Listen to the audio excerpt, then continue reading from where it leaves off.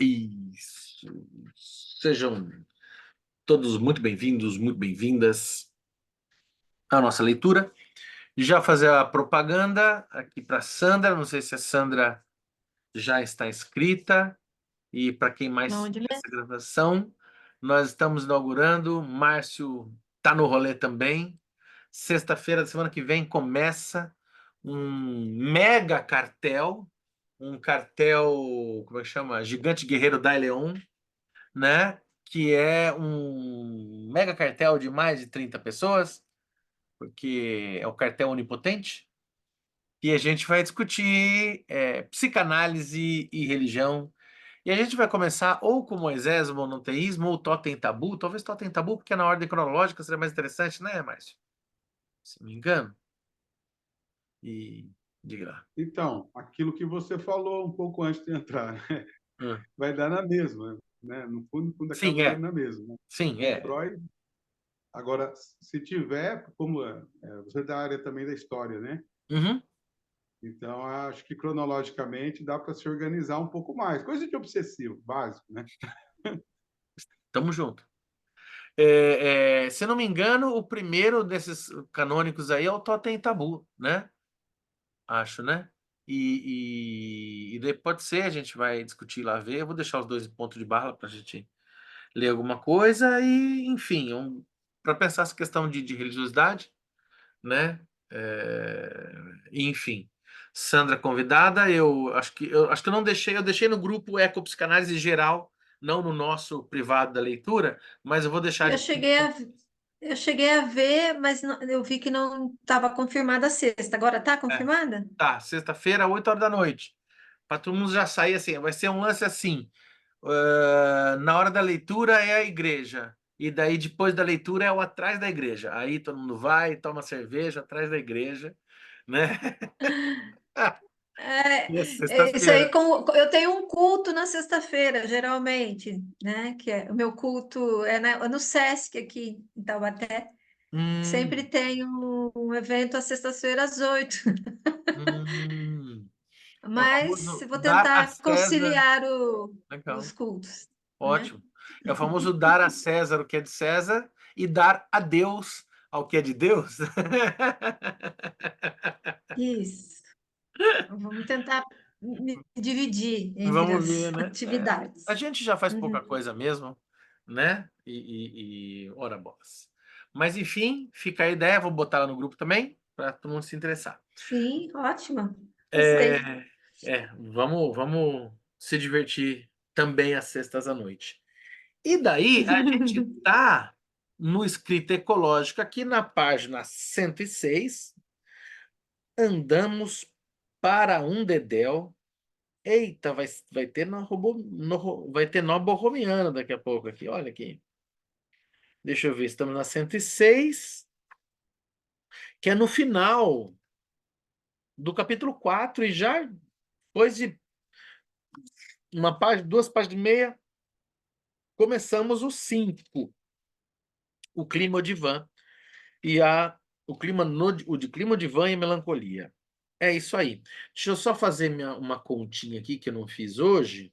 E deixa eu pensar, a gente começando aqui na 106, 106, 116, 17, 18, 19, seria legal ir até 120, deixa eu ver, né?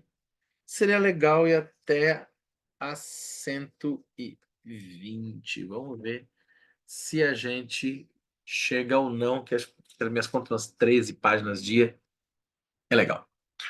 Bom, então, sem mais delongas, vamos aqui, deixa eu colocar uma aguinha, a escrita ecológica do capítulo 4, livro de Henri Crutzen, Ecopsicanálise, para uma ética melancólica de uma ecologia escura.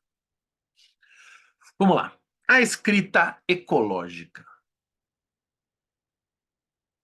é o momento de prestar atenção ao nosso cotidiano, sobretudo à dimensão virtual que está nele embutida.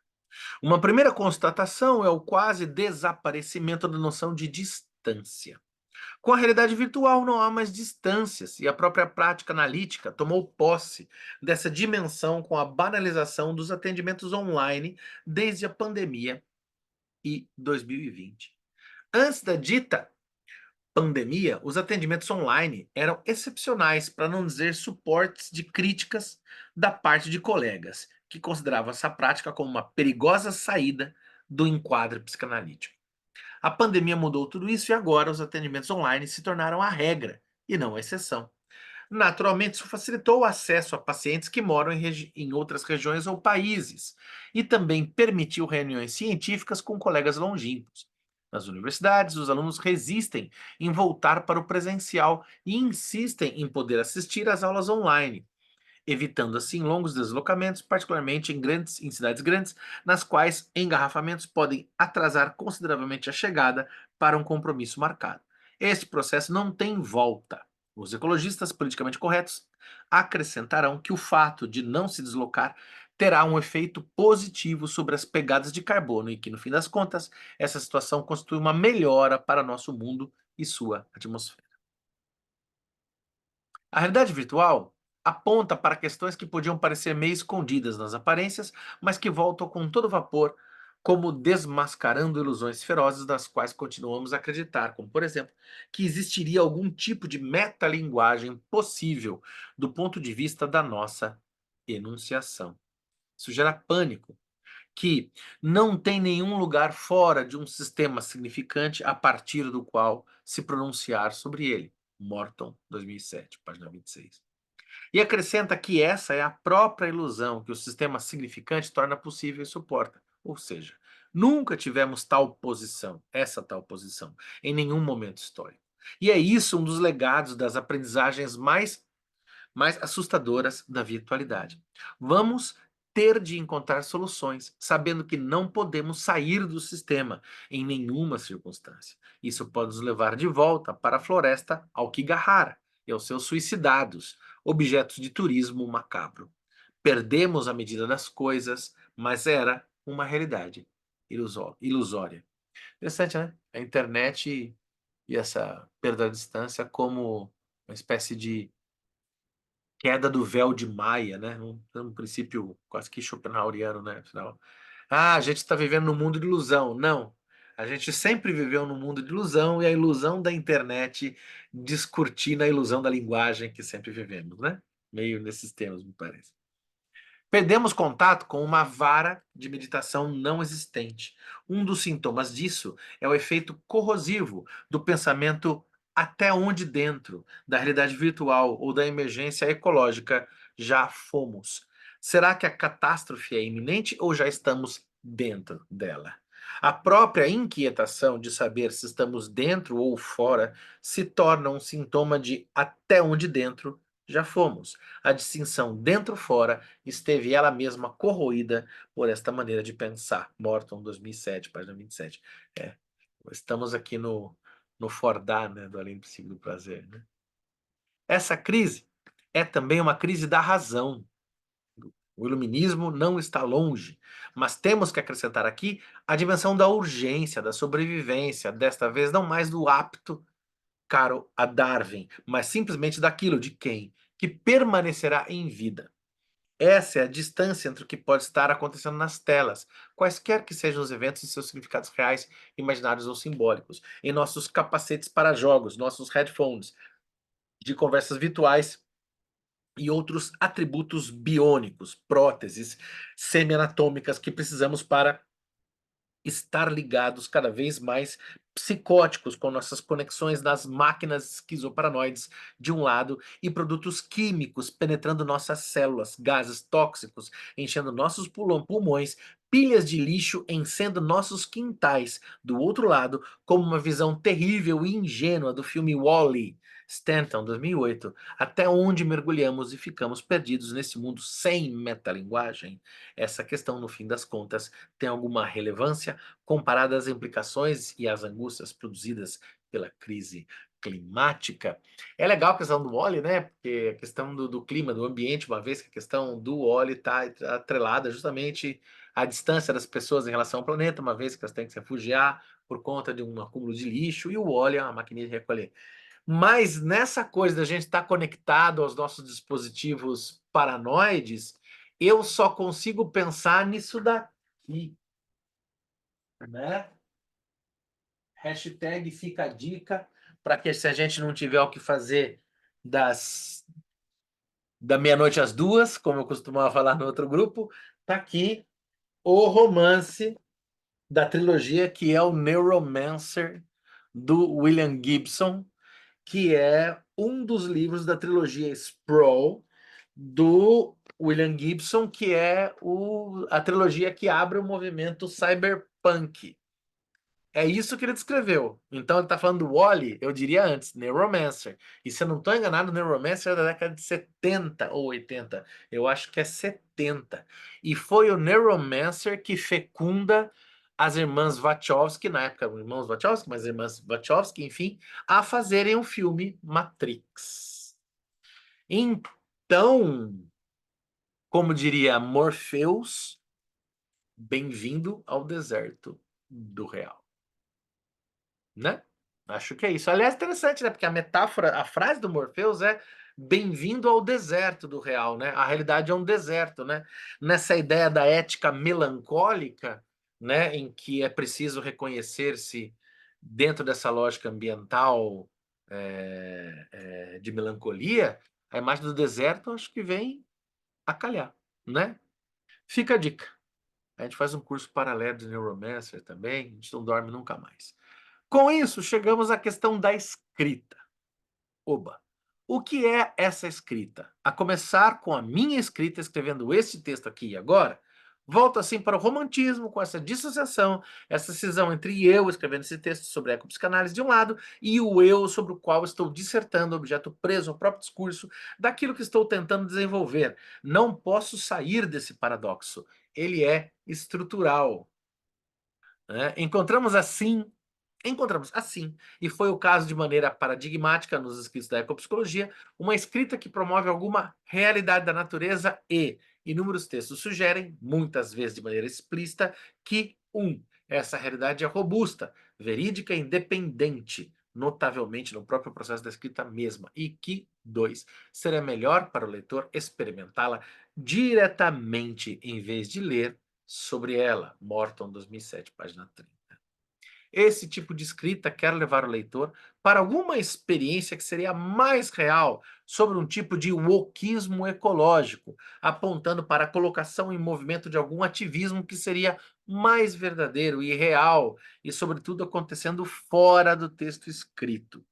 E o que aconteceria nessa dimensão exterior do texto seria marcado pelo selo da autenticidade. Este recurso aponta para uma saída liberatória das limitações da própria escrita e constitui, assim, um engodo puramente imaginário, Lacan, Seminaire, 5354, e claramente fundador de um certo discurso ecológico ativista, seja ele profundo ou não.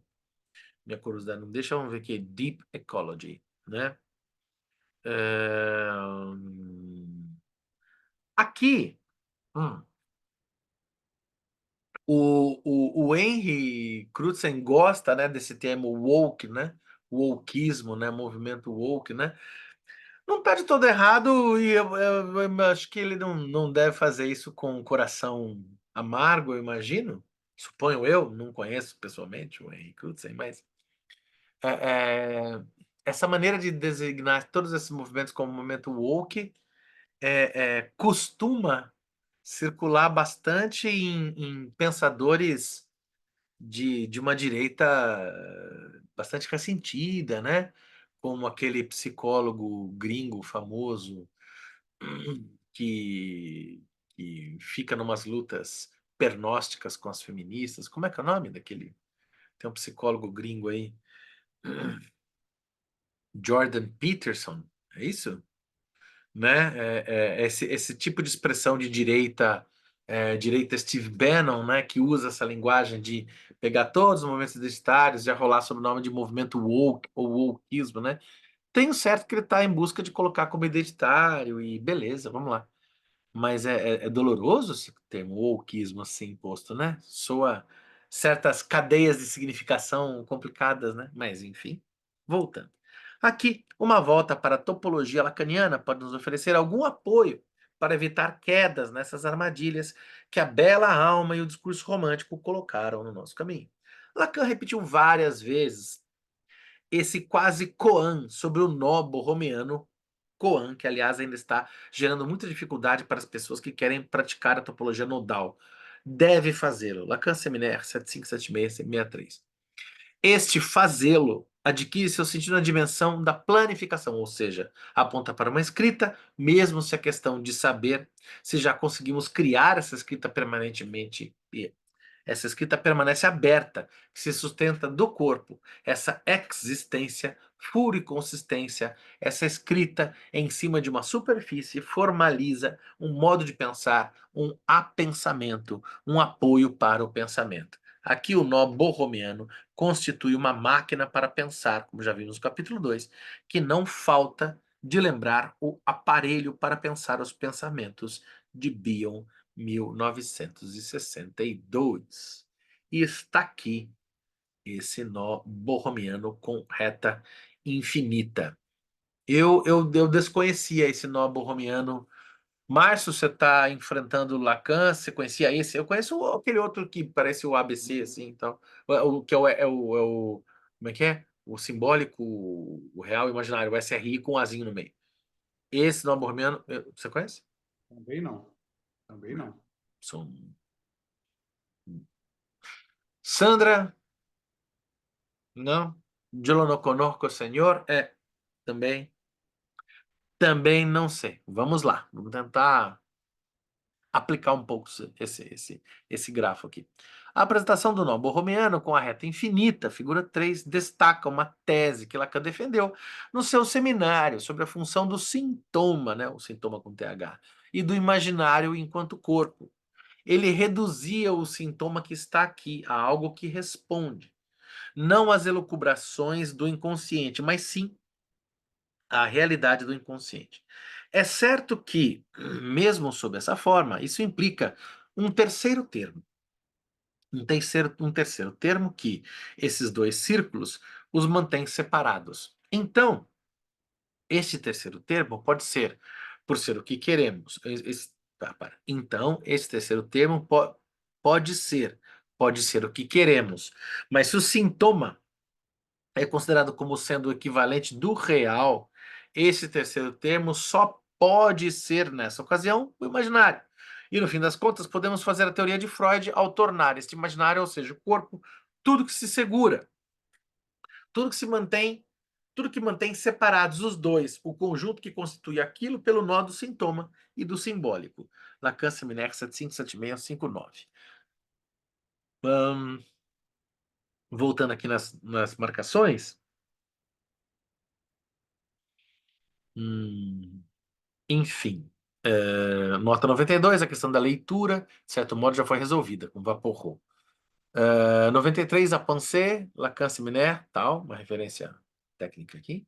E 94, nesse contexto de topologia nodal, a reta infinita é algo que eu caracterizo pela sua equivalência com um círculo. Tá, isso fez um pouco mais de sentido. Eu fico imaginando se não é, é, eu fico imaginando aqui, e aí é uma explicação completamente por minha conta e risco que eu estou tendo agora.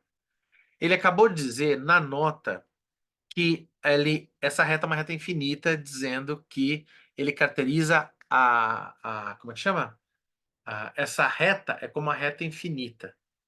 Eu estou imaginando que é o seguinte, o nó borromeano, do simbólico real imaginário, ele é a reta infinita, desculpa, ele é aquelas três bolas, vamos colocar assim, que se interpenetram, né? Do modo que o simbólico e o real se interpenetra, o real e o imaginário se interpenetram, o imaginário e o simbólico se interpenetram, e, assim, e todas as conexões são possíveis, gerando um espaço de ecótone no centro, que seria o objeto.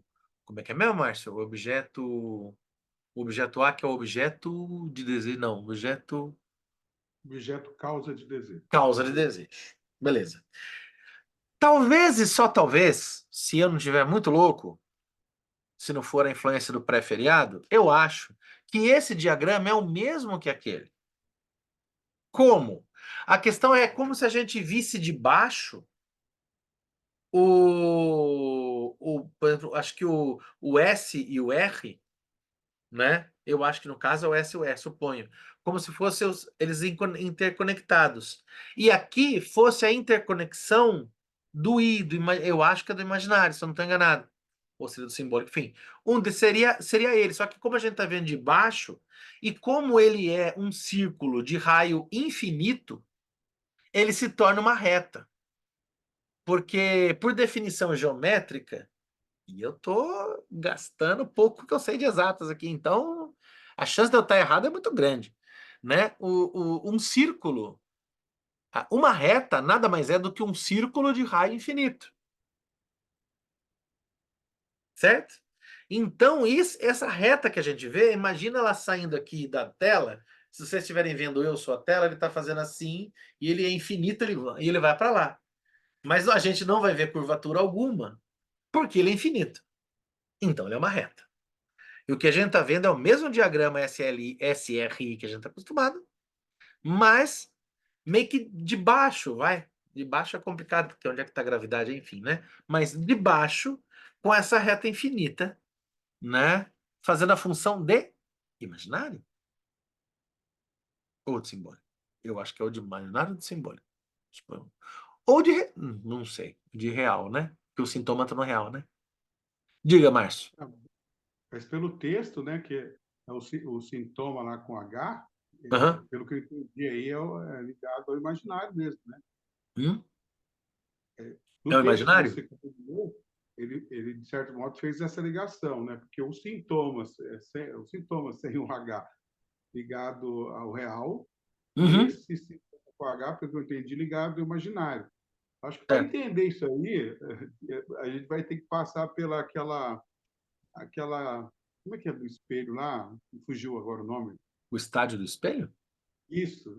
Compreender o que ele tá tocando aí. Que é Certo. onde entra algo, né? É como se uma marca que é registrada ali, eu esqueci o nome que se dá isso lá, porque o Lacan ele usa umas, tipo a fase jubilatória, uma coisa assim, que é uma experiência de sabe, de espanto, de coisa de eureka. Nossa, Uhum. alguma coisa acontece e marca. E aí, De insight, imaginário, não tem como. Ele vai continuar. É isso, pode ser chamado de um insight. A né? diferença que a gente faz de insight é nessa direção. Só que quando Hum. registra, quando marca, fica. Então, fica nesse infinito essa reta. Pode ser que ele esteja falando sobre isso. Eu também estou aqui especulando, viu? Não. Que... Carona na viagem aí, É, embarcando. eu sei que o Lacan, assim, na dúvida, vá para Saussure ou matemática ou os dois, que facilita, ou complica de vez, e daí a gente, né? Mas eu tô acreditando que é isso. Acho que é por aí, mas assim, a apresentação do novo. Tô voltando aqui. A apresentação do novo borromiano com a reta infinita destaca uma tese que Lacan defendeu no seu seminário sobre a função do sintoma do imaginário enquanto corpo. Eu reduzia o sintoma que está aqui a algo que responde, não às elucubrações do inconsciente, mas sim à realidade do inconsciente. É certo que, mesmo dessa forma, isso implica num terceiro termo. O terceiro termo que esses dois ciclos os mantém separados. Então, esse terceiro termo pode ser o que queremos. Mas, se o sintoma é considerado como sendo equivalente do real, esse terceiro termo só pode ser, nessa ocasião, um imaginário. E no fim das contas, podemos fazer a teoria de Freud, ao tomar esse imaginário, ou seja, o corpo, tudo que se segura, tudo que mantém separados os dois, o conjunto que constitui aqui pelo nó do sintoma e do simbólico. Acho que a gente se aproximou de alguma compreensão. Acho, né? Eu tô enrolando, mas eu vou passar para a colega Yaci e vou até deixar registrado aqui, vou ver se ela topa um dia. se ela não quer gravar pra gente, porque acho que de quarta ela não pode comparecer, se não me engano. Mas se ela não topa vir aqui e eu recorto os grafos aqui do Lacan e ela não faz uma aulinha pra gente, ou ela grava pra gente, manda, né? E eu passo para ela essas aulas que a gente tá gravando, né? Para ela acompanhar também. E porque até para entender, porque ele vai usar bastante conceito lacaniano e que, né? E que não é aquela coisa lacaniana que fala, não, dá para ir, não. Seria mais legal a gente conseguir aprofundar mais, né? Para variar, né? No Lacan. E é isso, vamos lá. É aqui que este deve fazê-lo toma a sua dimensão de escrita pela planificação do objeto nó. É pelo próprio fato de escrevê-lo e, sobretudo, de encontrar os erros inerentes a esse tipo de operação, que o usamos como máquina para pensar, aparelho para pensar os pensamentos. Encontramos assim nossas falhas e nossa debilidade mental a conseguir achar um caminho entre essas sequências de por cima e por baixo, que a escrita do nó não modaliza, não, desculpa, não modaliza, modalizada, né, de modal, né, de modo, né? Não modalizada permite. Por não modalizada, queremos enfatizar a necessidade de respeitar as alternâncias, colocando-se em perigo de errar, ou seja, presentes na própria escrita do nó. Utilizar o objeto nó para apenas traçar rapidamente três ciclos superpostos orienta para um pensamento na dimensão do modelo, o que é exatamente o que Lacan queria evitar a todo custo. O que vocês precisam suportar é o seguinte: interrogar que isso não é um modelo, o que seria da ordem do imaginário. Não é um modelo porque, em relação a este três, vocês não são um sujeito imaginado ou simbolizado. Vocês são encurralados. Apenas são, enquanto sujeitos, os pacientes dessa triplicidade. Lacan, Seminar, 7374, página 95. Arriscando-se dessa maneira, podemos encontrar a qualidade da surpresa, de um pensamento emergente, consequência do manuseio correto do objeto nó. O interessante é que essa emergência só é possível ao se arriscar nesse experimento corporal. Da mesma maneira, precisaremos de uma aprendizagem e de eventuais quedas para andar de bicicleta. E nosso corpo estará envolvido a cada etapa desta aprendizagem. Você tem que escrever para ver como funciona este nó borromiano. Lacan, Seminar 7576, página 62. Cara, essa questão que o Lacan coloca tem um livro. É, quando eu leio essas questões do Lacan, ainda mais aplicada à ecopsicanálise, tem um livro que é o seguinte, eu vou trazer aqui para vocês, quer ver? Ele está mais longe, não está por aqui.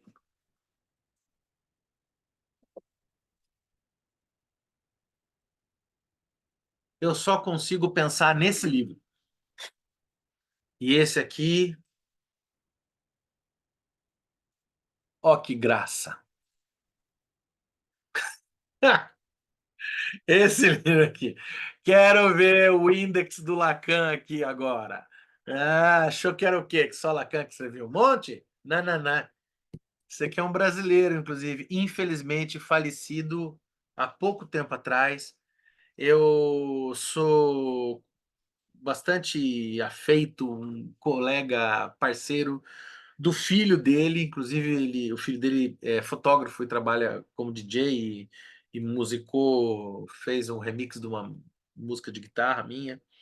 É o Bruno Cecim, né, que é o filho do grande Cecim da Amazônia, que faleceu de Covid, que é um poeta que tem esse livro chamado Viagem a Andara, o livro invisível, né? E ele escreve, ele fala: tu escreves com um livro com tinta invisível, por que fazes isso?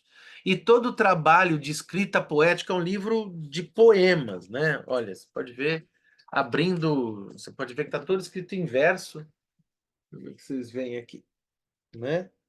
Todo escrito em verso e tal. E ele, na verdade, essa daqui é uma coletânea, né, de vários livros são 10 livros da Viagem a Andara, do livro Invisível. E ele ele cita a Bíblia, cita Nietzsche, cita, sei lá, Allen Ginsberg, um monte de coisa. Ele circula pela literatura ocidental inteira. Só que ele propõe um olhar amazônico a partir da existência, quase como se ele fosse um chapiri, né? Aquela entidade teológica dos Yanomami. Ele tem um olhar mágico, todo ayahuasca pela Amazônia, de modo que o livro só existe à medida, a brincadeira da poesia dele, brincadeira no bom sentido, né? Claro. A poesia dele existe porque você está lendo. Enquanto você não lê, ela não existe. E toda a dinâmica da escrita dele é uma dinâmica para forçar você a escrever. Por isso que ele fala que é o livro invisível, que o livro não existe. Isso não é um livro. Esse catatal inteiro não é um livro. O que você está vendo é uma espécie de artefato de feitiço, chocalho de xamã, que ao ser agitado por você, produz coisas em você e que te permite entrar numa floresta imaginária, que é e não é a floresta amazônica. Quando isso que acontece é o livro. Então ele só acontece porque você está lendo ele. Porque isso não é um livro. Esse não é um livro. Ele é uma outra coisa. Ele é um artefato de degrau para chegar no livro que você vai fazer quando você lê. Né? E todos chegam à mesma floresta. Porém, cada um é uma floresta diferente. Como toda floresta, grande rizoma, né? Então, eu só consigo entender a ideia do Lacan pensando pelo Cecinho da Amazônia. Daqui. Eu tô lendo isso daqui e eu acho que é isso que ele está falando, que não basta ler, é preciso escrever, mas é uma escrita a corpo, é uma escrita que performa uma realidade material que é imaginária, mas é própria, que se implica naquilo que escreve, né? Eu só consigo pensar a partir disso.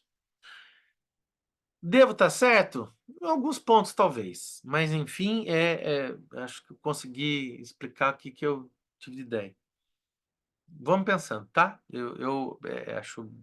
Enfim, quando entra essas questões dos grafos, eu acho bem difícil. O nosso corpo está envolvido a cada etapa desta aprendizagem. Você tem que escrever para ver como funciona este nó borromiano. Não dá para experimentar essa escrita sem escrevê-la. Ela pressupõe a praxis, digamos assim, né? É isso, né? Aliás, o Lacan tem certas coisas que lembram muito marxismo, né? Em vários momentos. Assim. A teoria marxista não adianta de nada. O que serve é a praxis, né? O que importa é a prática marxista, né? Então, acho que nesse aspecto tem essa questão. Essa operação pode ser muito interessante para nosso assunto da ecopsicanálise. A abordagem do nó borromiano muda o sentido da escrita. De repente, algumas coisas se tornam possíveis e essas coisas podem nos proteger dos perigos de cair nessas armadilhas que aqui são diretamente ligadas a essa retórica ecológica e ideológica sobre a natureza, que nos orienta para a romantização ou inscrição no discurso neoliberal do ambiente. Lacan aponta corretamente que o que está sobrando é o significante, ou seja, aquilo que se modula na voz. Não tem nada a ver com a escrita. Isso é, em qualquer caso, o que demonstra um nó borromiano. A questão da voz. Tem um outro autor também, que é o Paul Zumthor, que tem um texto chamado A Letra e a Voz, é o autor da teoria literária que fala sobre performance, que é a ideia do texto literário não como escrita somente, mas a escrita como o que ele performa, no sentido de performar, inclusive, uma voz, né? Nesses termos, que eu acho que parece que o nome borromiano para Lacan é quase que como se fosse um amuleto, né? Ele é quase um objeto mágico, não parece, né? Porque ele protege a gente da idealização romântica e neoliberal. Então, para você não ficar, natureza que bonita, o bom selvagem, não sei o quê. Não. Você vai produzir um pensamento ecológico que não é distante de você, mas que você se implica nele, em que você é a própria escrita desse projeto, né? Para que não haja essa relação de distanciamento e obviamente, de rendição à ideologia dominante. Por minha conta é risco. Eu posso estar falando besteiras amplas. Eu estou tentando dar sentido que eu estou lendo. Ou seja, o real é que isso faça 3. Porque se fizer 2 é 1, né? Então tem que fazer 3, né? O nó borromiano, nas suas apresentações planificadas, de 3 círculos ou de 2 círculos com a reta infinita, que na minha leitura é 3 círculos do mesmo jeito, abre este espaço para pensar onde pode existir um afastamento das referências complementares da natureza romântica e da poluição neoliberal, e assim iniciar uma aproximação de um projeto de ecologia sem natureza. E por que sem natureza? Porque a natureza, tal qual quando a gente fala natureza, a gente põe significante, ela nos é imaginada. E a gente traz todo aquele ideal Peri e Ceci, né? Daquele índio romântico bombado, né? Que carrega donzela branca ou de uma Iracema, anagrama de América, né? De Iracema, que é amante do português e é uma violência não só simbólica, né? E para que ela possa morrer no parto para dar origem a Felipe Camarão, que seria um símbolo da mestiçagem do projeto de embranquecimento brasileiro, né? Quando a gente fala natureza, a palavra natureza carrega essas coisas aí. Então não pode ter natureza, né? Precisa ter uma outra coisa, né? E aí ele faz esse mecanismo de... Tem um poeta que com certeza vocês conhecem, e eu gosto de colar na psicanálise pela literatura, porque foi o Lacan, é o Lacan que fala, né? O próprio Freud fala, eu já não lembro. O Freud fala que os poetas chegam lá primeiro, né? Freud. É o Freud que fala, né? Se não me engano, eu estava lendo aqui, inclusive ele fala isso de novo no Homem dos Ratos. Se não me engano, ele fala isso já também, né? Que e eu gosto de pensar nessa coisa do... Tem um poeta que vocês conhecem que é o Alberto Caeiro, que é um dos heterônimos do Fernando Pessoa, né? E o Alberto Caeiro é um heterônimo que é o chamado mestre de todos os outros heterônimos, né? Que Fernando Pessoa, a gente conhece 4, 5, 6, mas quem estuda Fernando Pessoa a sério, não é meu caso, mas tem a galera aí que é especialista em Fernando Pessoa, parece que Fernando Pessoa tinha 76 heterônimos, se não me engano. Coisa assim, descobriu-se um monte de heterônimo. E o Fernando Pessoa tem um heterônimo que é o Alberto Caeiro. O Alberto Caeiro é aquele que tem como é que chama? Tem aquele poema de Jesus Cristo, que ele vai para o céu, que o menino Jesus pula do céu, né? Que ele fala que o Espírito Santo é aquela pomba que fica cagando lá em cima, né? Tem toda uma coisa profana dele. E o Caeiro, ele é um poeta do descarnamento da palavra, né? Porque o Caeiro, ele fala da poesia, ele quer a poesia sem a palavra. E ele não consegue. O legal é que ele não é que ele, na verdade, não é nem que ele não consegue, eu só consigo imaginar como o Caeiro como sendo, sabe o Zaratustra antes de descer da montanha? Quando ele tá lá em cima, ele é o Caeiro, né? Eu penso meio assim, né? Porque ele fala como é que é? Ele fala assim: o rio que tem atrás da minha casa não é só o rio da minha casa, ou o próprio Manuel de Barros brinca com isso também, né? Mas o Caeiro fala que quando ele fala da árvore, ele fala da palavra árvore. Mas a árvore não é a palavra, é a árvore. E nem a árvore que ele está falando é a árvore, porque a árvore, não é a palavra árvore. Então, assim, ele começa a produzir um raciocínio poético que busca descarnar a palavra, né? Só que ele meio que... Ele sabe que ele não precisa da palavra. É meio como se o Caeiro deixasse pra gente, né? Esse refúgio das ideias, que é a palavra poética dele, né? É como se a poesia de Alberto Caeiro fosse a gota de sabedoria que ele pudesse dar pra gente, assim, né? E é doido porque o Alberto Caeiro é um poeta da natureza, né?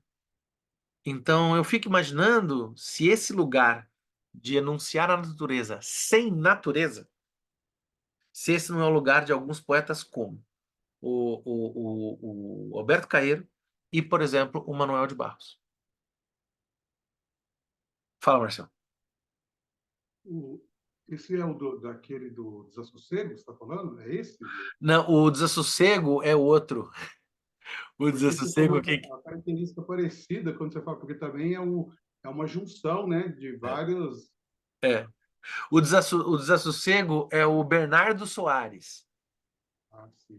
E é doido que o Alberto Caeiro, o prefácio do livro, que o Alberto Caeiro tem um livro só, né? Que é o livro de Alberto Caeiro, se não me engano. E aí, o prefácio é do Antônio Mora, que é um filósofo nietzschiano, que é um outro heterônimo do Fernando Pessoa.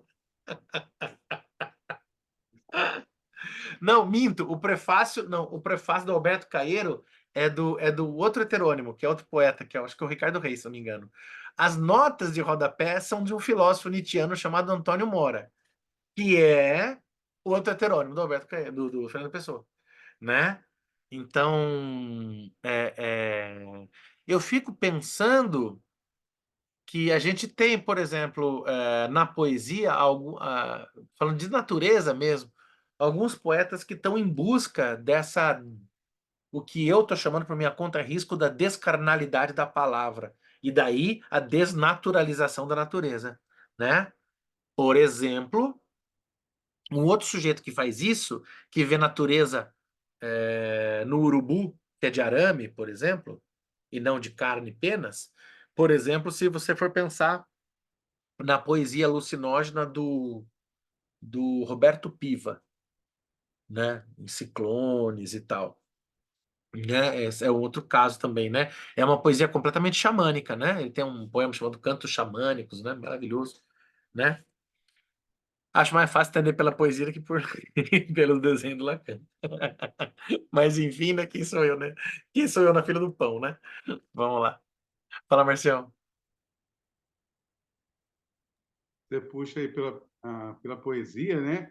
Eu estava aqui com o Deleuze, né? Deleuze, ele tem uma parada parecida na filosofia, né, cara? Porque, por exemplo, aí, ó, é, a natureza enquanto modelo que o autor aí falou que tem que quebrar para não ficar no modelo. Aí Uhum, você tem o um, né, o fechamento do um, você tem a oposição da dualidade, daí você chega até Platão lá, aí ele vai pegar os estoicos e vai seguir, porque entra numa parada dessa lógica do sentido, ela vai fugir também daí. Você pega um terceiro e esse terceiro ele quebra, porque daí você não fecha e nem tem a oposição. Ou sabe aquela oposição, a polaridade ali? Não tem como, porque o 3 não permite isso. Aí o aham, Lacan está falando disso, né? Porque senão fecha, a natureza está no modelo, já é capturado. Você pode ser do uno, da essência, ou você pode ser da dualidade. Matéria e não sei o quê. E ele não, ele está propondo esse outro mesmo, né? Essa tira de modelo, não tem modelo.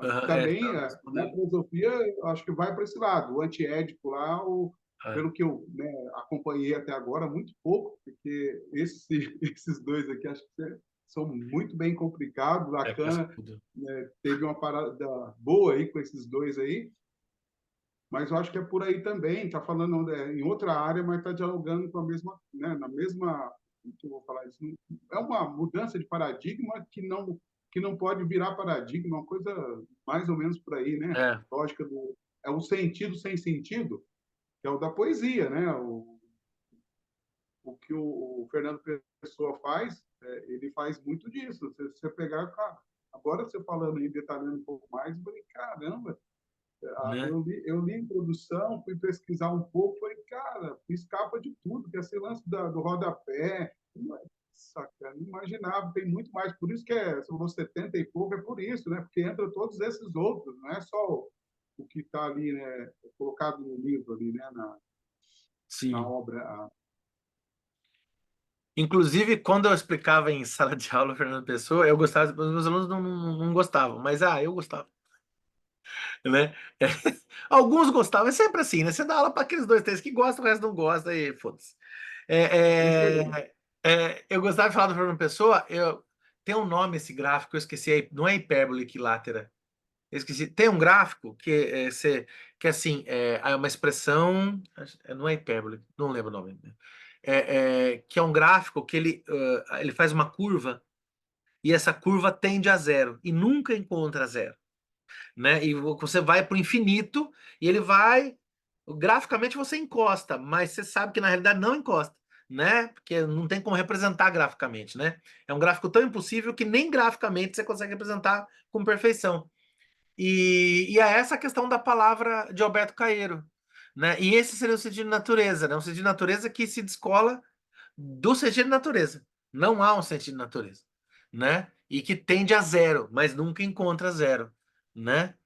E eu fico imaginando também, para a gente pensar até a natureza brasileira, quer dizer, o que seria um paradoxo, porque são uma natureza muito menos brasileira, mas enfim, para a gente poder ficar com essa desideia na cabeça, o João Cabral de Melo Neto, em tudo que ele faz.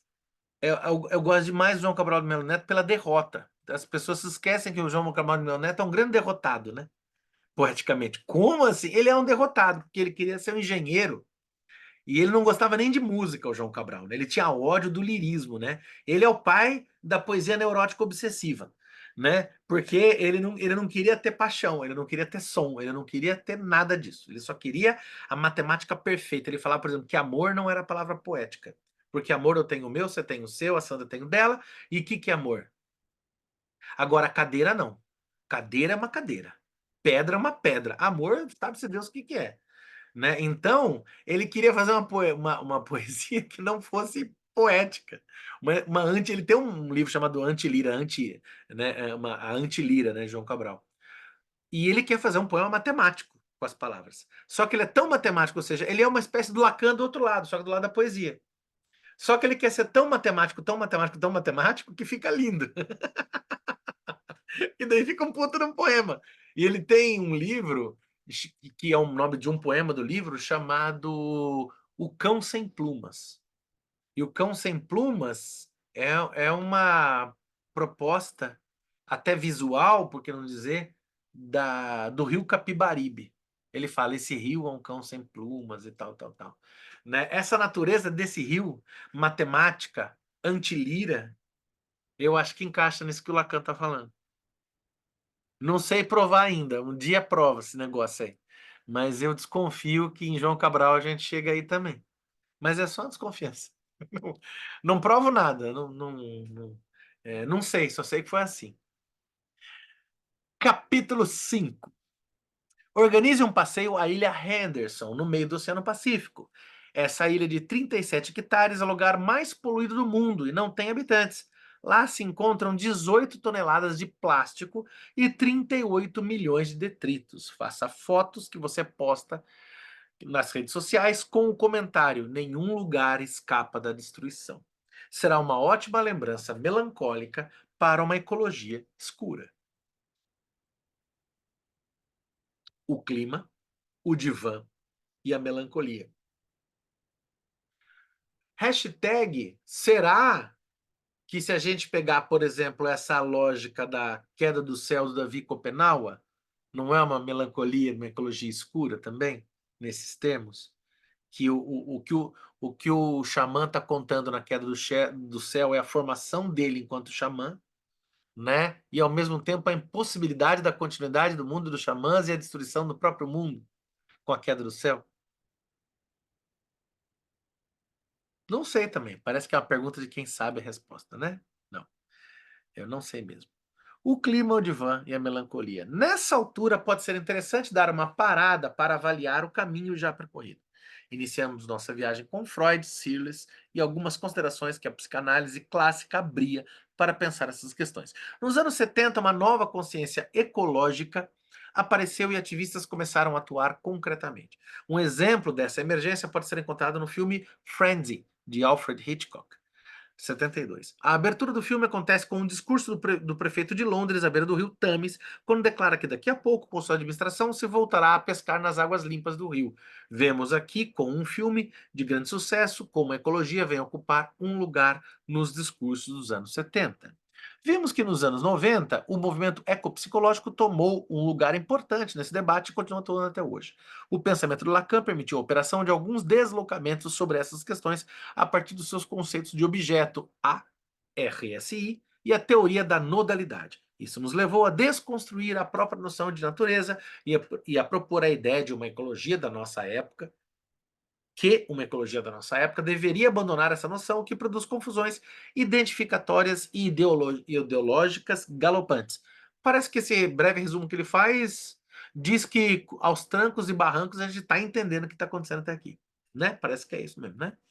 Após ter chegado a esse ponto, parece interessante dar um espaço para enxergar o que a sequência dos anos 1990 trouxe sobre o nosso assunto. Será que os psicanalistas do século XXI trouxeram ideias novas, abordagens inéditas e pontos de vista renovados sobre a crise climática e o aquecimento global? Uma primeira coisa chama a atenção. O assunto parece um pouco mais presente do que anteriormente. Os textos são menos escassos, sem dizer que uma tradição está se instalando, e podemos enxergar uma preocupação um pouco maior sobre as questões ambientais. Um elemento que pode ser decisivo nessa novidade é a provável presença crescente da ecoansiedade nos divãs e nas poltronas dos consultórios analíticos.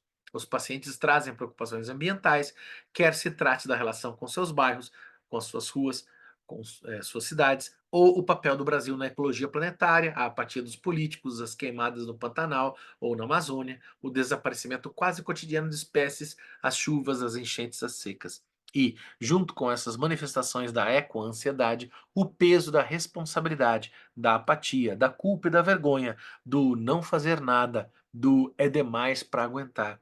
Todas essas vivências emocionais, conscientes ou não, se fazem cada vez mais presentes nas falas dos analisandos. E aí vem a questão sempre colocada: o que podemos fazer? Qualquer analista que considere seu trabalho com seriedade não pode ignorar aqui a presença desses sentimentos. Responder no âmbito da metáfora não traz nenhum alívio. Por que não traz nenhum alívio a evocação, por exemplo, do drama edípico ou de alguma inveja radical? Aqui, o ensino de Lacan pode servir de norteamento de novo. Porque essa questão vai além da dimensão do imaginário, até do simbólico, mesmo sem negar a presença inevitável desses registros dos assuntos tratados. O real está bem aqui, impossível e inalcançável, mas insistindo com a sua existência. As respostas do real estão bem presentes cotidianamente, e não vamos escapar da pressão crescente que elas operam sobre nossa vida. Nesse sentido, não podemos responder metaforicamente a essas queixas de eco-ansiedade que se apresentam durante as sessões de análise. E também, paralelamente, essas questões não deixam de interrogar nossa própria posição enquanto analistas sobre os eventos que ocorrem quase cotidianamente ao nosso redor. Como administramos nossa eco-ansiedade? Ou será que ainda não nos demos conta da sua presença dentro de nós? O que vamos fazer com esse mal-estar que está crescendo sem parar? Como vamos reagir à eco-ansiedade dos nossos pacientes? Essas questões estão presentes em nossa prática e estão aqui para ficar. Então vamos ver, antes de tentar promover alguma posição ética sobre esse conjunto de perguntas fundamentais, o que alguns dos nossos colegas analistas e ou afins têm a dizer sobre esses fenômenos. Escolhemos uma amostra de artigos representativos das grandes linhas das elaborações sobre a questão ecológica dos anos 2000. O clima no divã, nota 96, segundo a expressão feliz de Mary Jane Rust. Rosemary Randall, 2005, faz parte da Sociedade de Psicoterapia de Cambridge, na Inglaterra, e traz a questão que já vimos atravessar os escritos dos autores que estudaram este assunto. Por que, apesar de todas as informações disponíveis e a contemporaneidade vai literalmente invadir nossa casa com numerosas informações, ninguém, ou quase ninguém, muda seu comportamento? Por que as mensagens dos cientistas sobre a evolução da crise não alcançam seus alvos? Não estamos aqui falando daquele que tem grandes interesses financeiros para manter o status quo econômico e político. Falamos de você, leitor e leitora, de nós, psicólogos e psicanalistas, até escrevendo essas linhas ou outras similares e da nossa apatia em querer mudar nossos hábitos. A hipótese que já foi proposta como um dos eixos para poder entender este fato é que processos inconscientes devem fornecer algumas razões poderosas para esse tipo de resistência. O que faz com que, sabendo desses dados, continuemos nossa vida como se nada estivesse acontecendo. Como dizem os ingleses, it's business as usual. Existem alguns mitos fundadores da nossa sociedade, Russ 2007. Negócio como costume, né? Com costume. Fundadores da nossa sociedade que merecem alguma desconstrução, como, por exemplo, o mito do crescimento econômico. Existe também o fato da perpetuação das elites mundiais pelo sistema eleitoral, apoiando a necessária reeleição dos políticos profissionais. Van Raybrook, 2013. E a manipulação sistemática das informações e a chegada das famosas fake news, que obscurecem qualquer intenção de saber o que está acontecendo no mundo. E assim, estamos nos deparando com a eco-ansiedade e outros mecanismos que adquirem um valor social além da área intrapsíquica que foram descobertos na psicanálise do século XX. Recusa, projeção, excisão ou dissociação. São respostas a eventos e situações cada vez mais recorrentes que configuram, do ponto de vista individual, patologias traumáticas, Crutzen em 2023, mas que podem agora ser generalizadas ao funcionamento de nossa sociedade. Eu quero anotar um negocinho aqui no meu livro.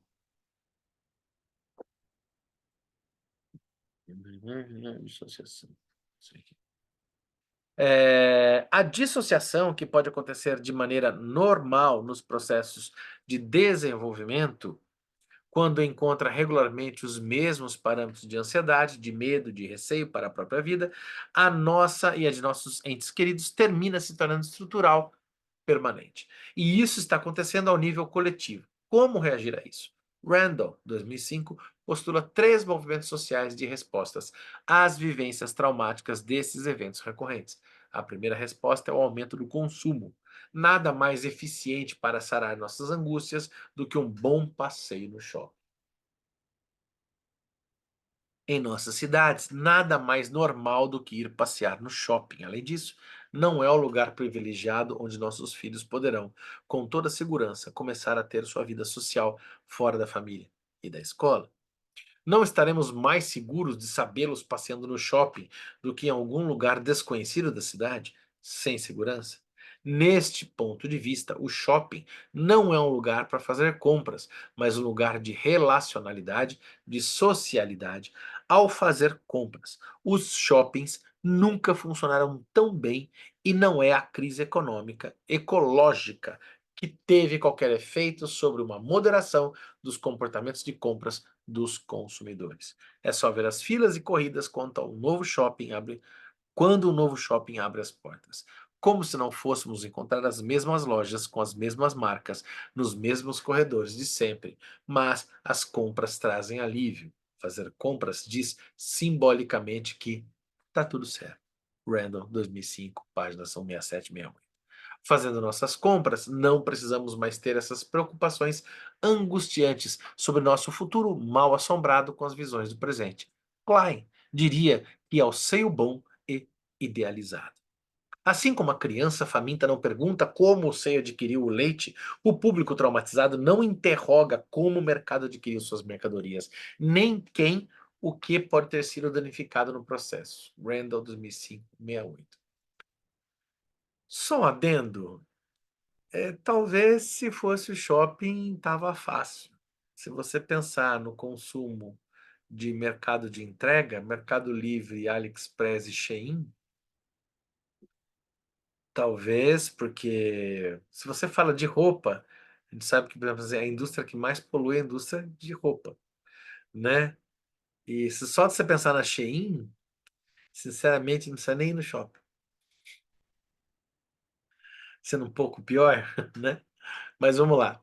E, obviamente, como se sabe, esse tratamento da ansiedade é apenas temporário e a ansiedade volta e necessitará de mais compras para ser acalmada.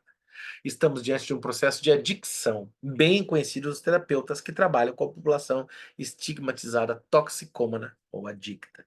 Só que aqui ocorre essa generalização para qualquer um de nós dentro dessa sociedade, que precisa encarar a eco-ansiedade cotidiana. Nesse sentido, essas compras com impulsos estão se tornando muito mais o padrão do que a exceção.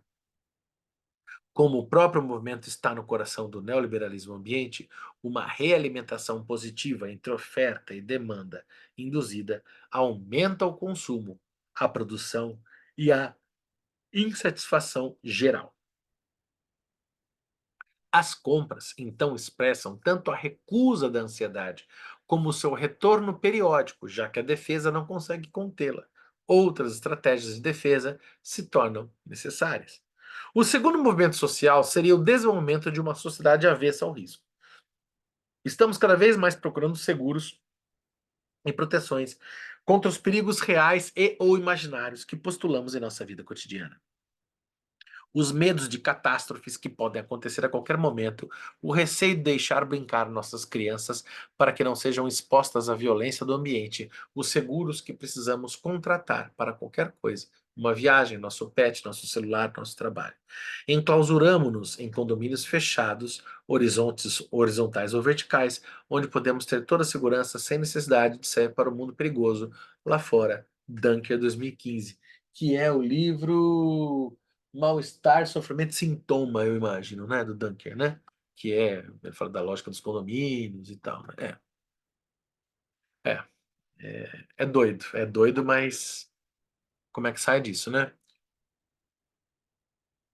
Essa característica se encontra também na cautela cada vez maior das profissões de risco, de não querer mais atender situações consideradas como desafiadoras. Cirurgia difícil, casos psiquiátricos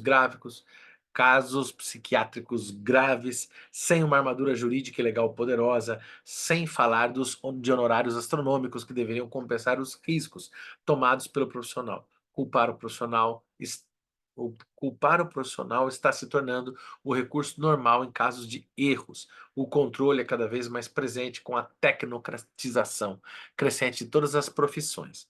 Segundo o mote neoliberal, que o cliente é rei. Os professores estão com medo de dar aula, os médicos se amparam atrás de máquinas, exames e de advogados, e por aí vai. Regular um sistema econômico fora de controle que está destruindo o meio ambiente mundial é muito mais difícil. Randall, 2005, página 69. Randall continua insistindo que isso não faz parte de alguma teoria paranoica da conspiração, mas está apoiado sobre mecanismos de defesa coletivos e inconscientes. Sendo assim, os poderes públicos e as grandes multinacionais nem podem chegar a ser interrogados, porque isso significaria atacar as defesas. Essa ampliação da psicologia das massas, Freud, 1921, oferece algumas hipóteses bem interessantes e acrescentar ao dossiê já volumoso da nossa apatia em relação à evolução dessa situação. Essa descrição toda tem uma música, depois vocês procurem, do músico brasileiro chamado Paulinho Mosca, né, que há uns tempos para cá ele só assina como Mosca, se não me engano, Mosca com K. E tem uma música se chamada O Último Dia, né, e que ela pergunta, né, o que você faria se só te restasse esse dia? Se o mundo fosse acabar, o que você faria? Talvez essa música seja uma resposta, uma continuidade a essa ética melancólica que ele faz aqui. Acho bem interessante. O terceiro momento social identificado por Randall é o crescimento das profissões de saúde, particularmente das psicoterapias em nosso mundo atual. É nóis. É uma questão de saber por que nossa época necessita tanto de cuidados de saúde, particularmente de saúde mental. Acho que é visível, né? As defesas citadas de recusa, dissociação e de projeção são defesas mais primitivas do que as clássicas ligadas à repressão, que foram estudadas por Freud no nascimento da psicanálise.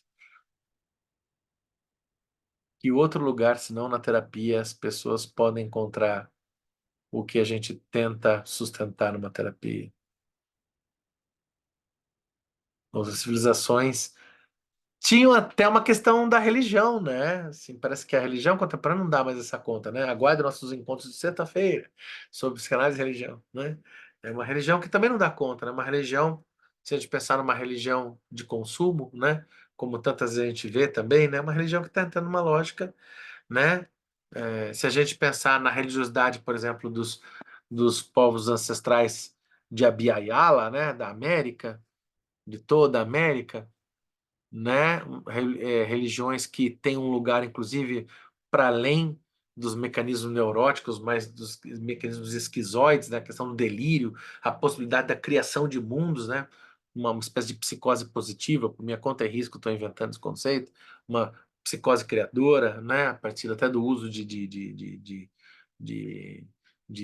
alucinógenos e tal.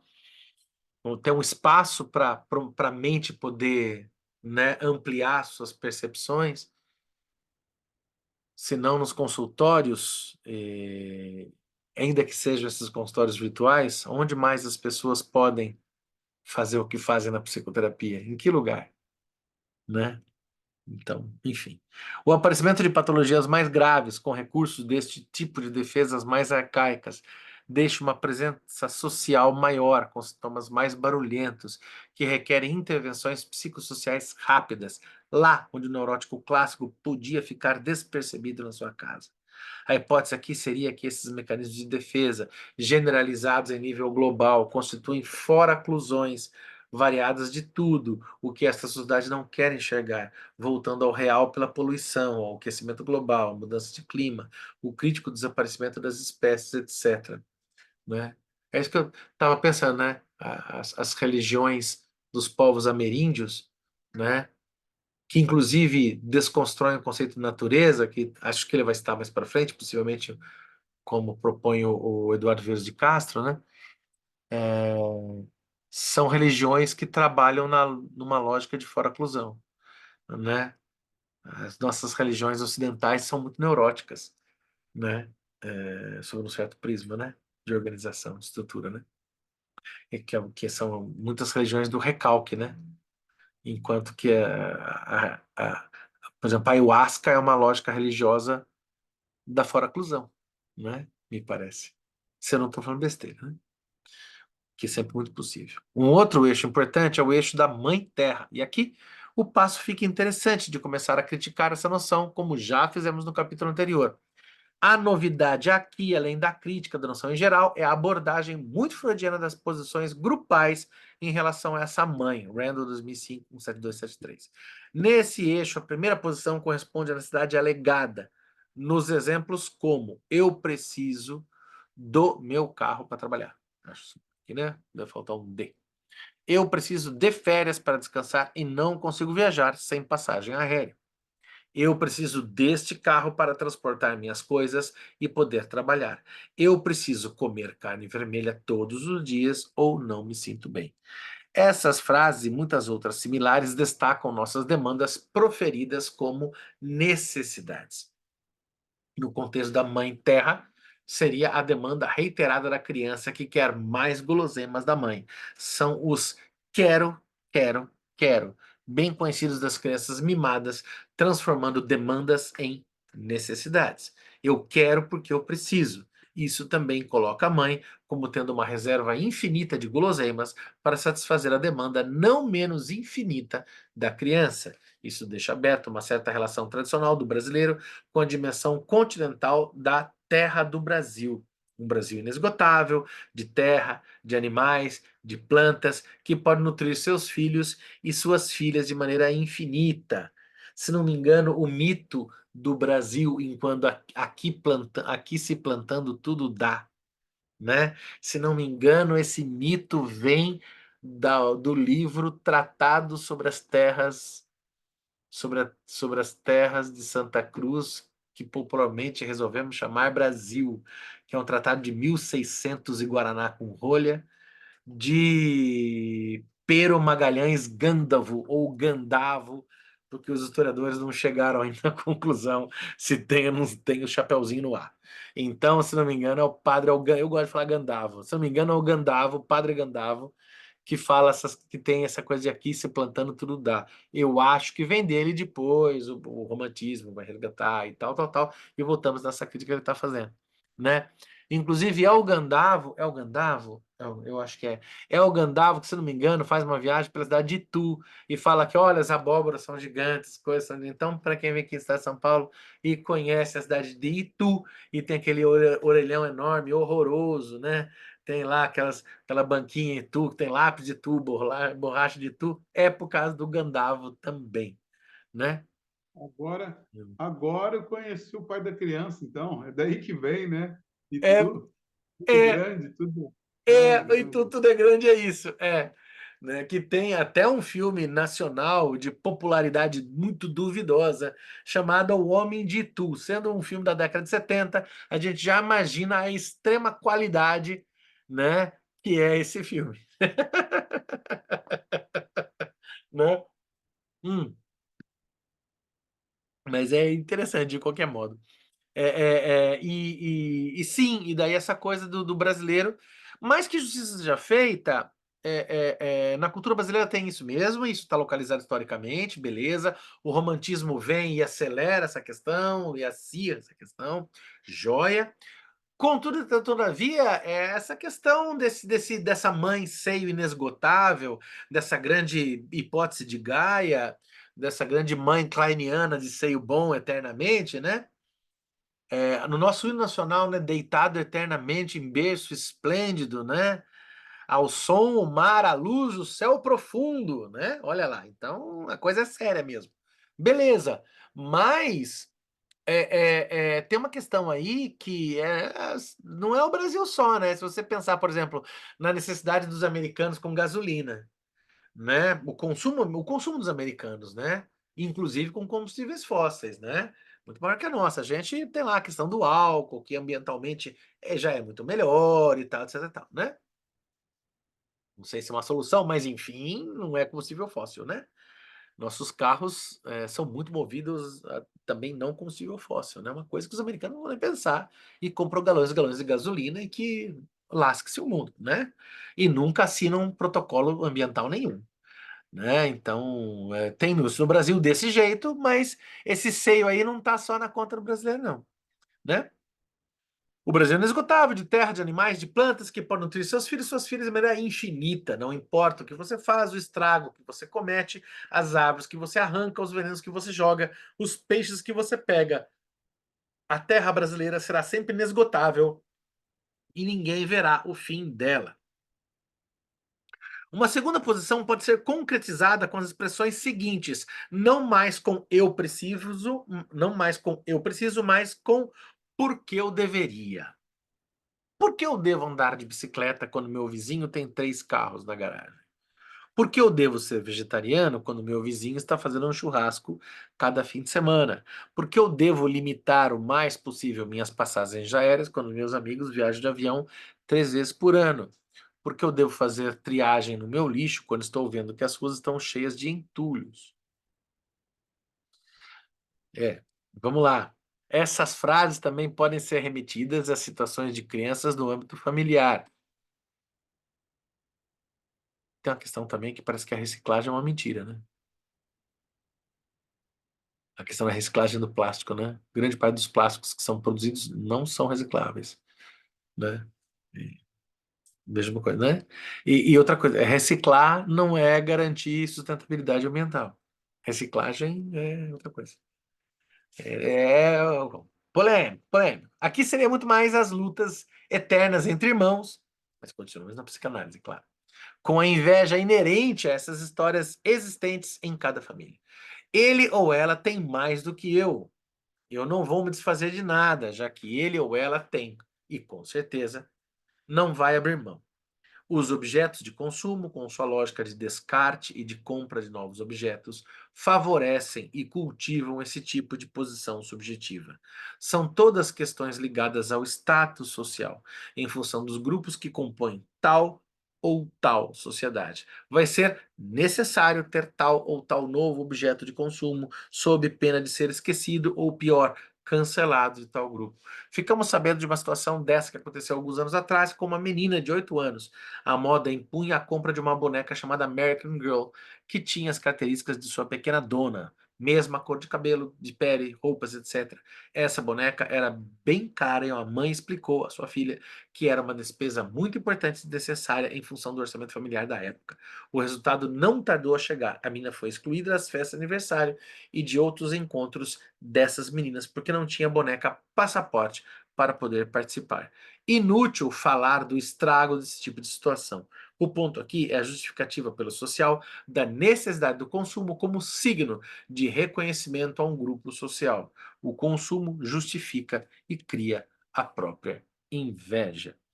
Voltando à nossa análise da metáfora Mãe Terra, essa posição coloca o outro como tendo privilégios que não temos. Enfim, não somos tratados de modo justo. O desejo subjacente é a volta para a posição da criança privilegiada e de poder ser o bebê da família de novo. Randall, 2005, 173. Essa posição pode se apresentar como edipianizada, como autoridade que pede alguma mudança, sendo identificada ao pai edípico, trazendo a castração e colocando algum véu sobre o seu gozo com a mãe. Julian, 1991. Um pai simbólico, objeto de ódio, que pode trazer um fio de entendimento da rejeição geral sofrida pelos ecologistas, na maioria dos lugares. Esse roteiro bem freudiano traz mais alguma luz sobre a apatia e ou a Verwerfung das questões ecológicas atuais. Mary Jane Russ, 2007, que a gente sempre leva um pouco, ressoa nesses trechos de crítica do autor, é que assim, legal, mas a radicalidade disso vai cair no oposto que ele estava dizendo, né? Que é um movimento ambiental radical, que chega quase perto daquilo que, por exemplo, ele chama de um wokeismo, que é uma busca por uma pureza. Então, todo mundo vai andar de bicicleta, vai comer bambu, né? Vai só tomar água e, né? É a ecopsicologia radical que também é, né? Então, mas sim, a questão da estrutura paterna, né? Da competição com o irmão, beleza, massa, né? Contudo, então, todavia, uma coisa, outra coisa, outra coisa, né? Mary Jane Russ, 2007, vai na mesma direção e faz observações. Eu ia ver o Verwerfung aqui. Acho que já tinha falado desse termo antes, né? Enfim, rejeição fora inclusão em termos lacanianos. Mary Jane Russ, 2007, vai na mesma direção e faz a observação de que a situação está grave, indo até questionar se a espécie humana é uma espécie suicidária. Critica e desmonta um mito do progresso, da criação da civilização ocidental civilizada e dos seus valores. Russ, 2007, página 4. Faz uma aproximação interessante entre esse mito do progresso e um outro mito fundador da civilização judaico-cristã, o mito da queda, quando Adão e Eva foram banidos do jardim do Éden porque saborearam os frutos do conhecimento. Só fazer uma observação, tem um filme bem famoso, um diretor que eu gosto muito, mas esse filme é com certeza o filme que eu menos gosto desse diretor, que é o... Como é que é o nome dele? É Darren Aronofsky, né? O Aronofsky, que tem filmes maravilhosos, como, por exemplo, Mãe, que eu acho sensacional, Javier Bardem, etc e tal, né? Jennifer Lawrence, mas tem aquele filme que é o Noah, que é o Noé. E se você, quem já viu, eu acho um filme que não rolou. Eu acho, o Noah. Mas enfim, mas é um filme legal. Não, eu acho filme ruim.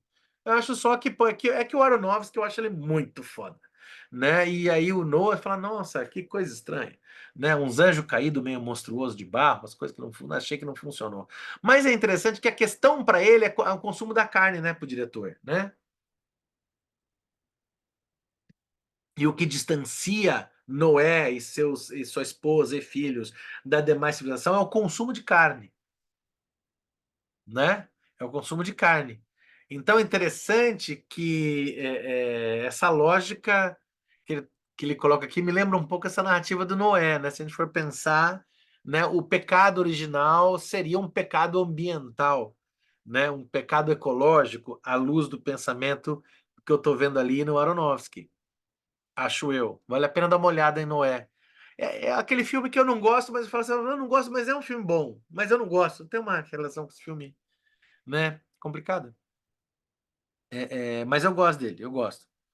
Não é como os dias. Vou dar um spoiler, conversava com a Sandra aqui como é que é, Sandra? Do, do Do Melancolia. Melancolia lá. Eu acho um filme É, insuportável. o Aronofsky, os primeiros, a começar com Pi, Eu fiquei embasbacada com ele. Fonte da Vida eu acho Fonte da sensacional. Vida é inacreditável. Fonte da É o Vida filme é lá. inacreditável. É É. inacreditável. É Nossa, impactante. Mãe é um Mas poema. Mãe, para Mãe é mim, um foi muito difícil. poema. Mãe, eu não cheguei no Noah por causa da mãe. É. Mãe é um arrebatamento. Eu achei aquilo, eu falei, cara, Nossa, você já viu Mãe, difícil, Márcio? filme dificílimo. Dificílimo. Você já viu, Márcio, Mãe, do Aronofsky? Veja. Nossa. Não, não vi ainda não. Esse Tome, ano aí eu vou tome um calmante. Nossa! anotando aqui. Porque você Não, não fala, sei. não tô entendendo, tô, não tô entendendo, tô, não tô entendendo, tô. Aí chegou a falar, puta que pariu, tô entendendo, mas não queria entender.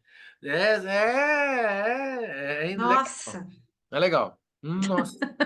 É. E daí, mas interessante como o Noé aqui ele funciona bem nesse texto. Eu acho que melhora o filme, mas ao mesmo tempo ele fica bem ambivalente aqui, porque ao mesmo tempo que é um modelo interessante, ao mesmo tempo traz uma ideia de pureza do Noé, que tem momentos do Noé que eu falo, mas meu Deus, esse Noé é um cara autoritário, esse Noé, no final das contas, é o fascismo do bem, né? Que obviamente é fascista do mesmo jeito, né? Que ou seja, essa coisa vingativa dele de nós que diferimos dos outros, porque afinal nós não comemos carne. No final das contas é isso. Se reparar, a questão toda é a carne. Obviamente essa carne também é um símbolo, simboliza a dimensão do sexo também, da concupiscência e tal, óbvio, né? Afinal é um filme cristão, né? E não poderia não ser.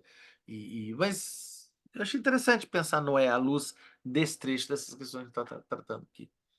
Mas o Aronofsky, tá. Vou repensar. é. Mas assim, Eu briguei com Aronofsky no Mãe, mas vou ver se vou fazer as pazes, tá? Mas você não gostou do Mãe do Aronofsky? Não, não gostei, não suportei. Não gostou? Pô, eu achei maravilhoso. Passei mal, passei mal. É mesmo? Eu achei maravilhoso. Teve gente que saiu do cinema mesmo, né? Teve gente que foi feio no cinema e não aguentou de sair. Eu tentei de novo. A primeira vez foi terrível, a É segunda mesmo? não foi muito melhor. Eu acho um filme lindo. Eu acho lindo, lindo. E a questão também é ambiental também. A questão ambiental também em Mãe.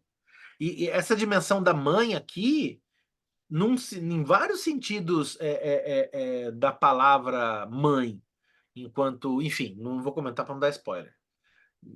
É, Márcio Veja Mãe. Inclusive, Mãe é um filme legal até para a gente trabalhar no encontro de psicanálise e religião. Eu sugeri para o Marcelo trabalhar é, no cine psicanálise. Mãe do Aronofsky. Porra, que filme. é.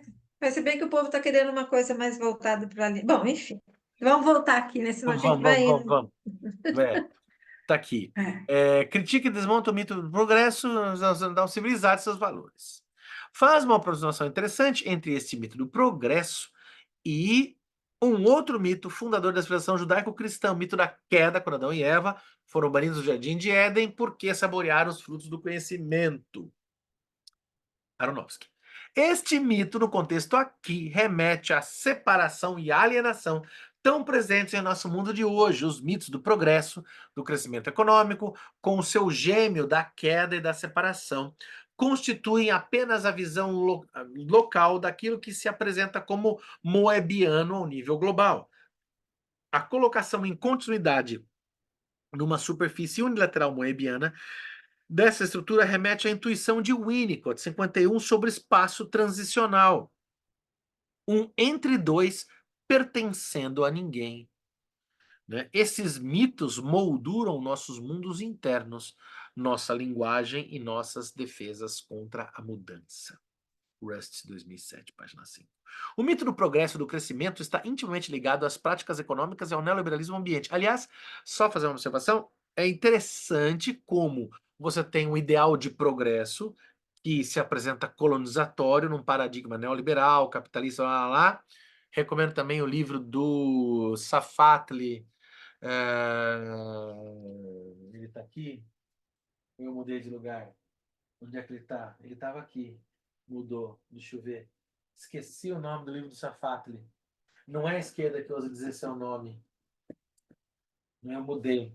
Enfim, aquele livro do Sartre que discute o Adorno, Desejar o Impossível, uma coisa assim. Ali ele fala essa questão da ideia de progresso colonizatório, e acho que ali mesmo, se não me engano, nesse livro, mas é interessante como as esquerdas no Brasil e no mundo, mas em nossa língua, enfim, chamam a si mesmo de movimento progressista, o que é complicado, né? Se a gente tem uma direita colonizatória e uma esquerda progressista, rapaz, a gente tá lascado, né? A gente tá lascado, porque esse ideal de progresso, né? E a melhor fala sobre essa questão do progresso, eu consigo pensar já estamos aqui, a Greta Thunberg, né? Quando ela está lá nos congressos lá falando a questão do clima, se não me engano, no Fórum Econômico, ela fala, né? Vocês falam em benefícios, né? Em Economic Benefits, how dare you, né? Como vocês ousam, né? Como vocês ousam falar de um progresso econômico, né?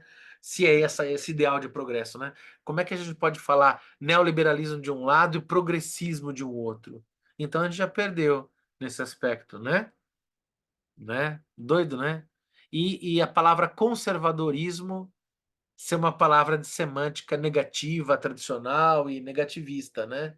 Sendo que conservar seria algo fundamental, né? Como que esses significantes operam de maneira doida, né? Implica, sim, outros mitos secundários, como, por exemplo, o mito do herói.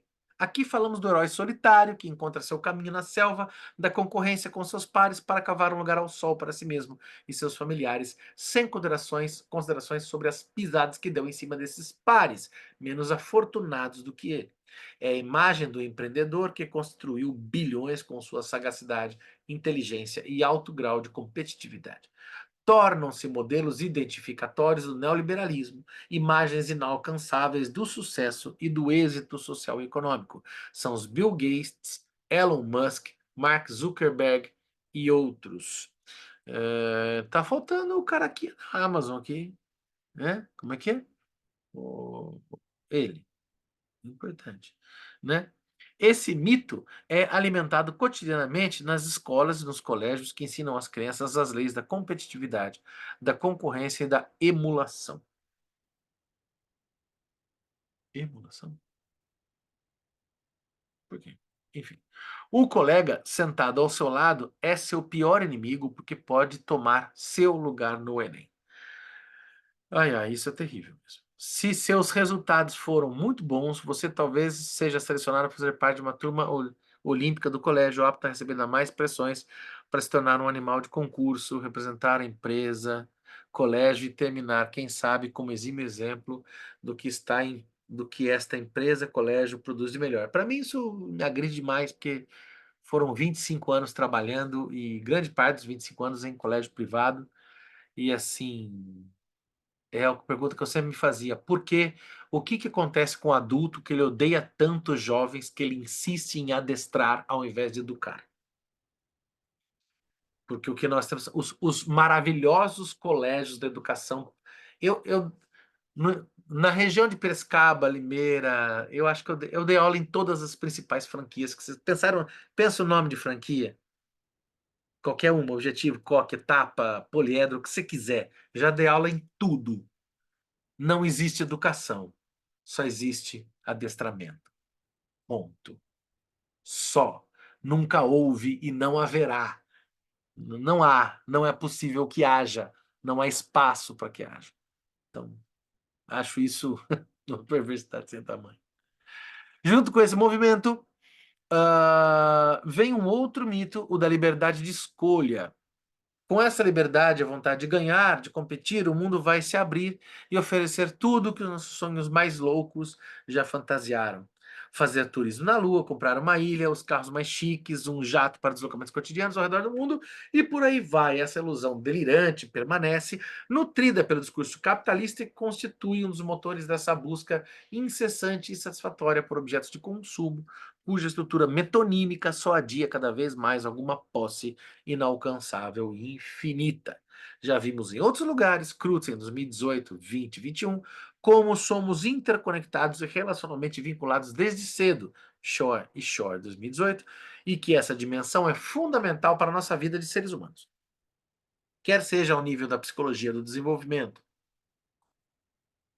Bibb e Lashman, 2002, 2014, Stern, 1985, Tronic, 2007, Bowlby, 69, 73, 80, Fonagy e Cole, 2002. Ou da neurobiologia interpessoal, Shore, Siegel, Mark Starlow, Cosolino, Hill e datas, né? Enfim, estamos sempre e cotidianamente trocando informações, afetos, sensações com os outros de maneira implícita e inconsciente.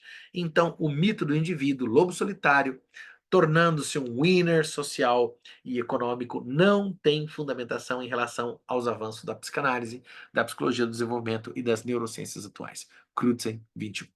Esses mitos têm papel importante na manutenção da insatisfação permanente do consumidor contemporâneo, cuja sensação de falta necessita um preenchimento e um tamponamento imediatos.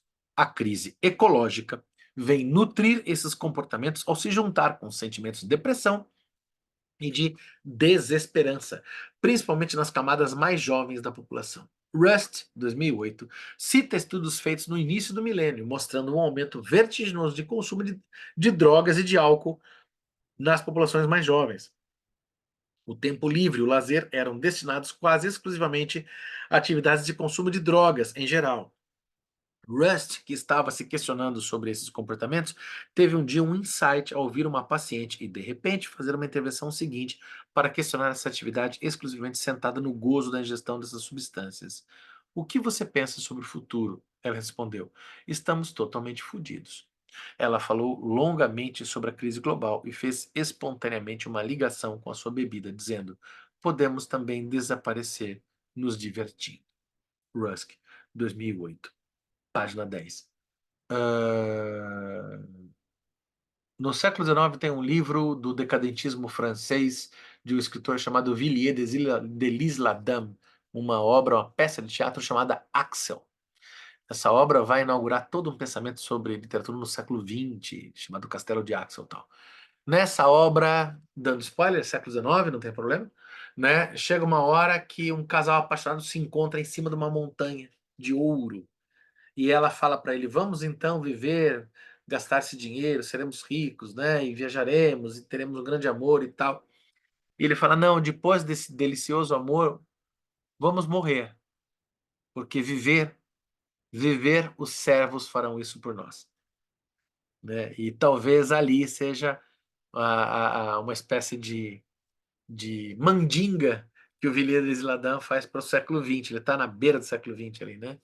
Que afinal todos aqueles que viverem do século XX em diante são sempre servos, né? Então ele fala: viver, os servos farão isso por nós, né? A ideia de que chegamos ao ápice, né? Esse pensamento dessa paciente é um pensamento tipicamente decadentista, né? E que é, por certas vias, um pensamento autoritário, né? Porque, realmente, olha, chegamos ao ápice, né? Do possível daqui para frente, que é um ditado muito recorrente hoje em dia, né? Que a gente diz brincando, não diz? Daqui para frente, só para trás, né? É um lema que não deixa de ser decadentista, né? Já foi moda no século XIX esse tipo de pensamento. Não é um pensamento progressista, é um pensamento conservador, né? Aqui você E lembra? nos moldes atuais, é aquele hominho que fala, deu ruim. Aí vai voltando, vai voltando, vai voltando, ele volta para o tempo da caverna, né? É sim, é É exatamente a isso. linguagem do meme É, incorporando, né, a decadência, parece que isso né? tá, né? Tem um músico brasileiro, né? Infelizmente, coitado, acho que não tá bem, mas ele foi muito bom, foi muito bom. Mas ele não tá Ah, bem, coitado, chamado Lobão. Ele tinha uma música, né, chamada ah, Decadence avec Elegance, né? Acho que é um pouco é. isso, né? Mas ele não tá bem. Eu ouvi falar que ele não. Não, não deu ruim com ele também. Não foi. Ele morreu musicalmente. Era um grande músico. É, Eu era muito fã do que ele fazia. Quando ele existia musicalmente, ele foi muito bom. É, é, sim. aí, ah, Olha, É isso que eu ia falar. Já não está na hora da gente parar? Eu, Então, pelo menos, eu né? vou precisar sair. Que já é É, 10 né? horas. E a gente É, chegou na 121. Eu falei da gente chegar até 120, é isso? foi? Foi isso? Não me É? lembro. É. Não, tá aqui. O quê? Viva, Ó, viva, o quê? O quê? O quê? viva a neurose obsessiva aqui, olha lá. Ó, aqui, olha lá, Marcelo, olha lá. Olha aqui, dá pra ver? Olha aqui, rapaz. É isso, deixa Vamos eu. parar aqui. O que você faria agora é o que faríamos, né? É, então, exatamente. Você citou o Mosca com o que você faria, a gente parou no que faríamos O ali. que O que faríamos? faríamos ao receber um diagnóstico fatal? Eu, Durma com é, essa. hoje eu fico com tipo um refrão, né, de uma música do Legião, que é nos deram espelhos e vimos o mundo doente, que é o que o cara fez hoje, né? O cara É, Nos deram espelhos e exatamente. vimos um mundo Uma música doente. chamada Índios, né?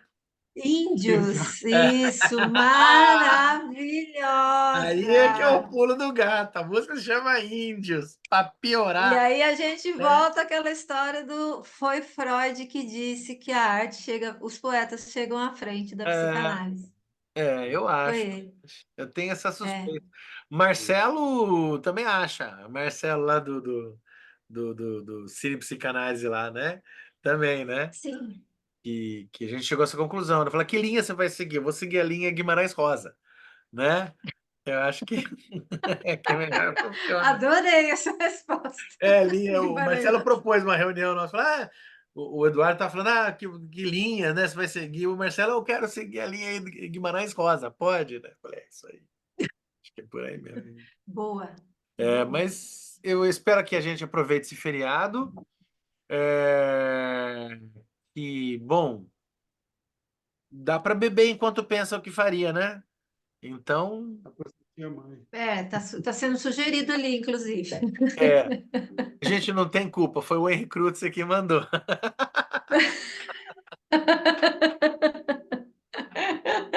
É, vou parar a gravação aqui, ó.